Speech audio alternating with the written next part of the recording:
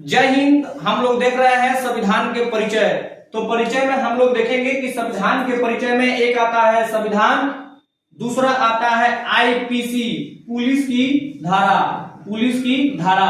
दूसरा आता है सीआरपीसी यानी कोर्ट का धारा। जो कोर्ट में धारा लगाया जाता है उसको बोला जाता है सीआरपीसी। एक होता है जो पुलिस धारा लगाती है उसको बोला जाता है आईपीसी। और हम लोग जो पढ़ रहे हैं संविधान, तो संविधान में कुल 22 भाग थे, लेकिन संविधान में संशोधन होने के क्रम में या संविधान में इतने दिन के लंबे यात्रा के क्रम में संविधान में अब 25 भाग हैं। कुल अनुच्छेदों की संख्या संविधान में 395 था, जो अब कुछ संशोधन होने के बाद संविधान में कुल 470 अनुच्छेद हो गए हैं। कुछ स्रोतों में आपको 448 दिखने को भी मिलेगा। वहीं भारतीय संविधान में कुल मूल रूप से 8 अनुसूची थी, लेकिन संशोधन के बाद कुल 12 अनुसूची हो गई है। यानी भारतीय संविधान में कुल 8 अनुसूची थी, लेकिन कुछ संशोधन होने के बाद 12 अनुसूची है।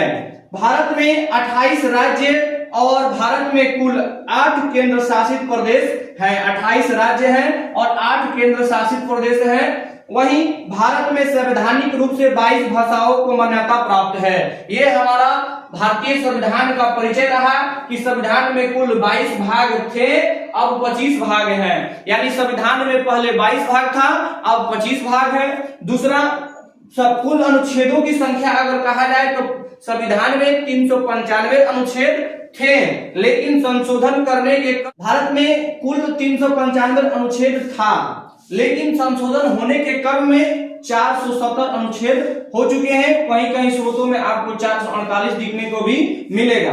भारतीय संविधान में मूल रूप से 8 अनुसूचियां थी, लेकिन अब 12 अनुसूची हो गई है।